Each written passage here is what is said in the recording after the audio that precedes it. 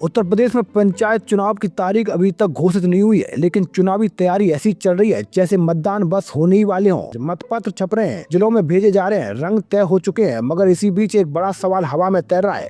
क्या इस बार पंचायत चुनाव समय पर हो पाएंगे या फिर पिछड़ा वर्ग आयोग की देरी इसे टाल देगी? दरअसल उत्तर प्रदेश में त्रिस्तरीय पंचायत चुनाव को लेकर प्रशासनिक स्तर पर तैयारियां तेजी से जारी है। भले ही अभी तक चुनाव की आधिकारिक तारीख घोषित नहीं हुई हो, लेकिन चुनाव प्रक्रिया से जुड़ी कई अहम तैयारियां शुरू हो चुकी हैं।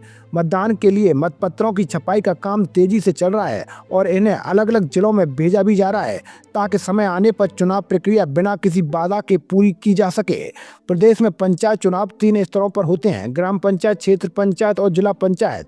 इन सभी स्तरों के अलग अलग पदों के लिए मतपत्रों का रंग भी अलग अलग रखा गया है। इसका मकसद ये है कि मतदान कर्मियों और मतदाताओं दोनों को किसी तरह का भ्रम न हो और चुनाव प्रक्रिया आसानी से पूरी हो सके।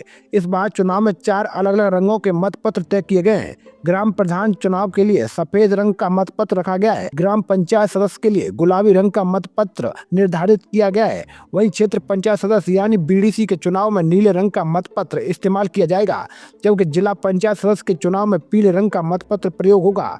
मतपत्रों के रंग अलग अलग रखने के पीछे प्रशासन का स्पष्ट उद्देश्य है कि मतदान के दौरान भ्रम की स्थिति न बने। कई बार एक ही समय पर 4 पदों के लिए मतदान होता है। ऐसे में अगर मतपत्र एक जैसे हों तो मतदाताओं और मतदान कर्मियों दोनों को परेशानी हो सकती है। अलग अलग रंगों के कारण मतदाता आसानी से पहचान कर सकेंगे किस पद के लिए किस मतपत्र पर मतदान करना है। इसके अलावा मतगणना के दौरान भी ये व्यवस्था बेहद मददगार साबित होती है। काउंटिंग के समय अलग अलग रंग के मतपत्र होने से पदवार पर्चियों को अलग अलग करना आसान हो जाता है और मतगणना प्रक्रिया तेज और व्यवस्थित तरीके से पूरी हो सकती है। अगर पंचायत चुनाव के आंकड़ों पर नजर डालें तो ये चुनाव अपने आप में बेहद विशाल प्रक्रिया होती है। पूरे प्रदेश में करीब 58,000 से अधिक ग्राम पंचायतें हैं। इन पंचायतों में लगभग 8 लाख ग्राम पंचायत सदस्य चुने जाएंगे। इसके अलावा करीब 75,000 से अधिक क्षेत्र पंचायत सदस्य और लगभग 3,000 जिला पंचायत सदस्य भी इस चुनाव के माध्यम से चुने जाने हैं। इतने बड़े स्तर पर होने वाले इस चुनाव के लिए प्रशासनिक तैयारी भी उसी स्तर की होती है। मतपत्रों की छपाई, बूथों की तैयारी, मतदान कर्मियों की नियुक्ति और सुरक्षा व्यवस्था जैसे कई बड़े इंतजाम किए जाते हैं। लेकिन इन सारी तैयारियों के बीच सबसे बड़ा सवाल आरक्षण को लेकर खड़ा हो गया है। दरअसल पंचायत चुनाव में आरक्षण तय करने के लिए पिछड़ा वर्ग आयोग की अहम भूमिका होती है। अभी तक प्रदेश में इस आयोग का गठन ही नहीं हुआ है। यही वजह है कि चुनाव समय पर होने को लेकर संशय बना हुआ है। अगर आयोग का गठन समय पर नहीं होता और आरक्षण का निर्धारण नहीं हो पाता तो पंचायत चुनाव टलने की संभावना काफी बढ़ सकती है।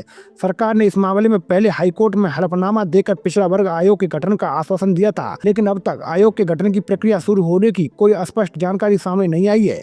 यही कारण है कि चुनाव की तारीख घोषित होने में भी देरी हो रही है। वर्तमान पंचायत प्रतिनिधियों के कार्यकाल की बात करें तो ग्राम प्रधानों का कार्यकाल 26 मई 2026 को समाप्त हो जाएगा। वहीं जिला पंचायत सदस्यों का कार्यकाल 11 जुलाई 2026 को पूरा होगा। इसके अलावा क्षेत्र पंचायत सदस्यों का कार्यकाल भी 19 जुलाई 2026 को समाप्त हो जाएगा। ऐसे में प्रशासन के सामने चुनौती ये है, चुनाव समय पर कराए जाएं ताकि पंचायत व्यवस्था में किसी तरह का प्रशासनिक खालीपन न आए। फिलहाल स्थिति ये है, एक तरफ चुनाव की तैयारियां तेजी से जारी हैं, मतपत्र छप रहे हैं, व्यवस्थाएं बढ़ रही हैं, लेकिन दूसरी तरफ पिछड़ा वर्ग आयोग की देरी पूरे चुनाव कार्यक्रम पर सवाल खड़े कर रही है। अब सबकी नजर सरकार के अगले कदम पर टिकी है। अगर आयोग का गठन जल्द हो जाता है तो पंचायत चुनाव समय पर हो सकते हैं, लेकिन अगर इसमें देरी हुई तो उत्तर प्रदेश की सबसे बड़ी लोकतांत्रिक प्रक्रिया में भी देरी तय मानी जा रही है। तो दोस्तों, मैं था आपके साथ मुकेश उपाध्याय। दोस्तों, आप बताएं आपने ये वीडियो किस जिले से देखी। जय हिंद, जय भारत।